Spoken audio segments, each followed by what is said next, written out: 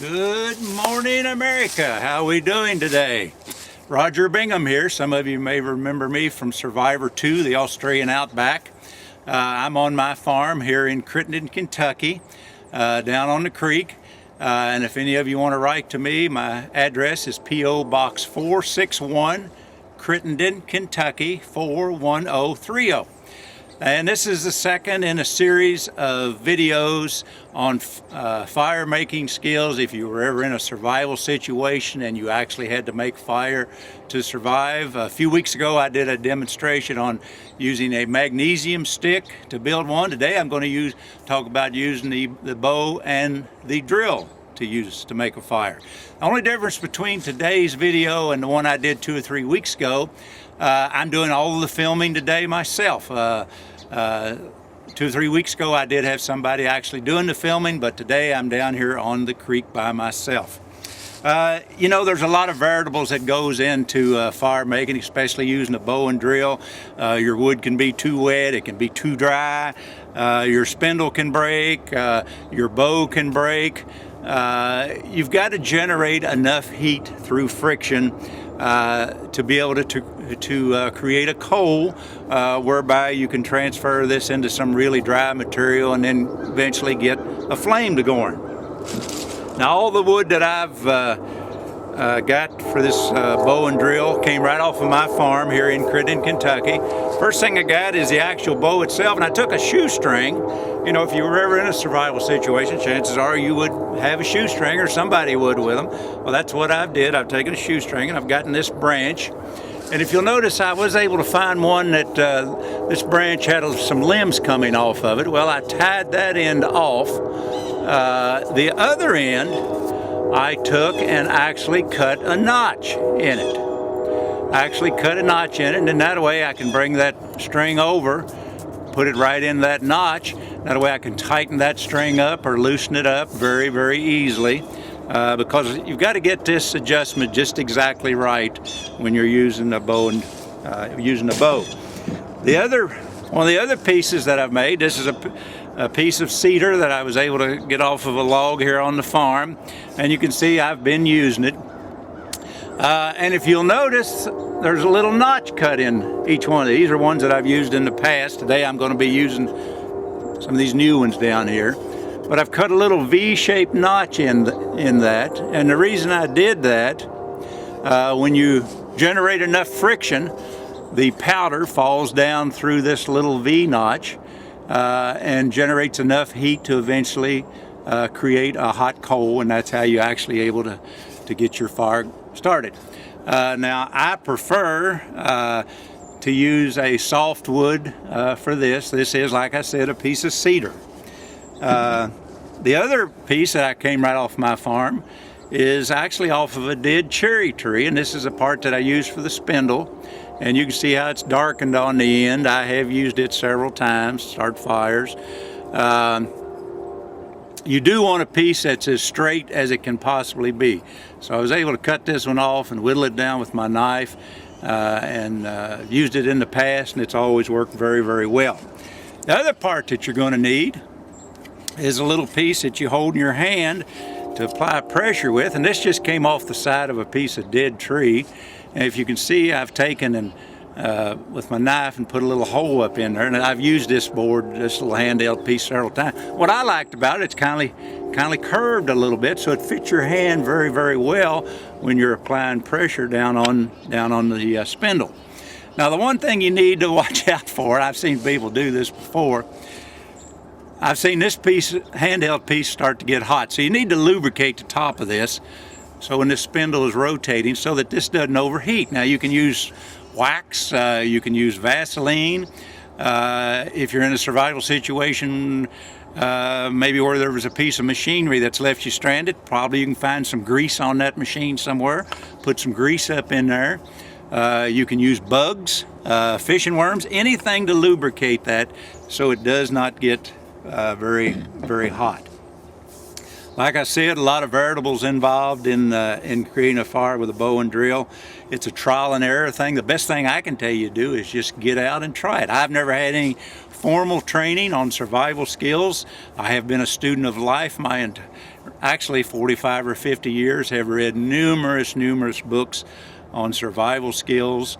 Have practiced many of those skills, and I actually found that I was very well suited to surviving in the Australian outback when I was out there. Was able to survive Mother Nature. Was not in the end able to survive the other folks that I was on the show with, but I was there 36 out of the 42 days before I was eventually voted out. Okay, let's get started and see if we can get a little fire going here this morning.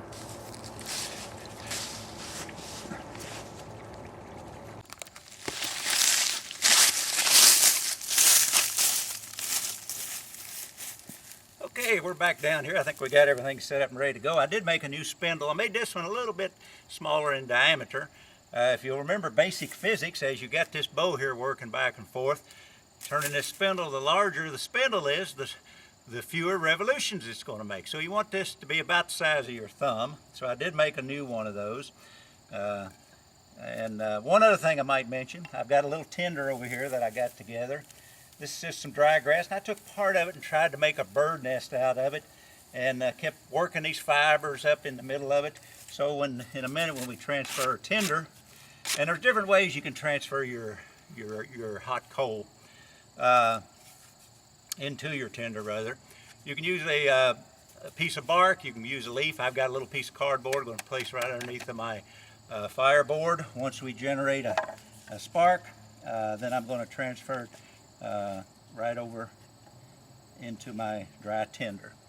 One thing I might mention is technique on proper method to hold your bow and drill. I've seen people try to do this, and they'll have the bow and drill up here, and they'll be out away from it, and this thing will be wobbling all over the place.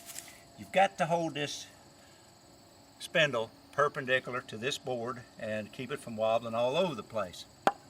Best way I've found to do it is once you get set up and you got your bow on your spindle, move your shoelaces out of the way. You want to bring this hand around and brace it right up against your leg and then apply downward pressure. Now that stabilizes all this because you've got it right up against this leg. I've got my other leg out behind me, which gives me stability. So let's give it a little try here and see what happens. Now the hardest thing to do a lot of times, to be honest with you, especially if you're by yourself, is to get this spindle on this bow. Because this bowstring has to be pretty darn snug. So let's see if we can get it around there. Okay, well that went fairly easy. Get that down. Also cut a new hole in my spindle board. My other one was just about ate through, so this is the first time I've used it. Okay, let's see what happens here.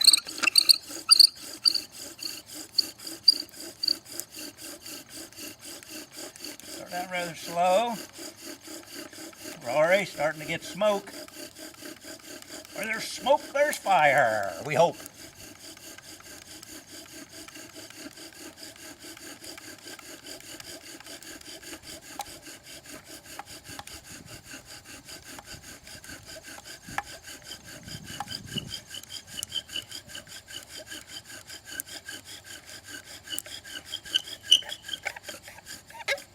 Let's see what we got.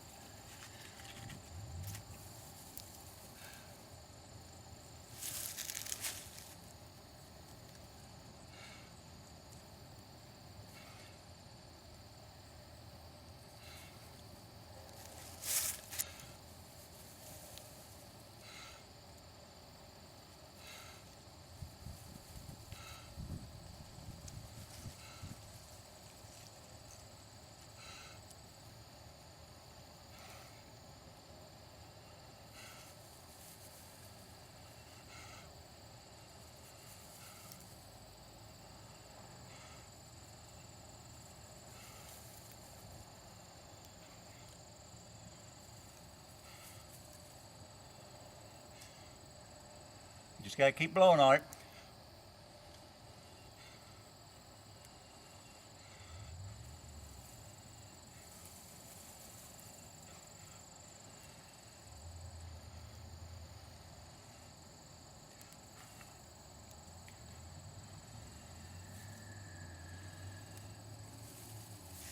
And voila! We've got fire!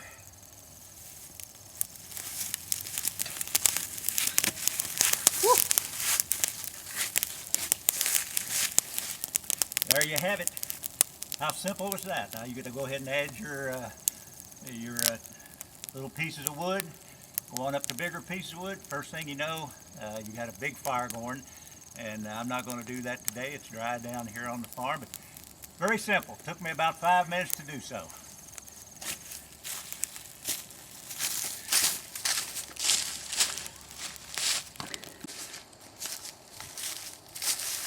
Okay, what you just seen me do right there took about 5 minutes and can literally mean the difference between life and death if you're ever in a survival situation. I made it look pretty easy. First few times I tried it years, I don't know how many years ago, wasn't that easy. It takes trial and error. You learn by doing. That's just simple truth of the matter. And it can be a great morale booster once you get fire going. You got to be able to boil your water, you got to be able to cook meat, you got to be able to stay warm. So it can literally save your life. What I did there in about 5 minutes. It just makes me so happy that I just want to dance. Woohoo!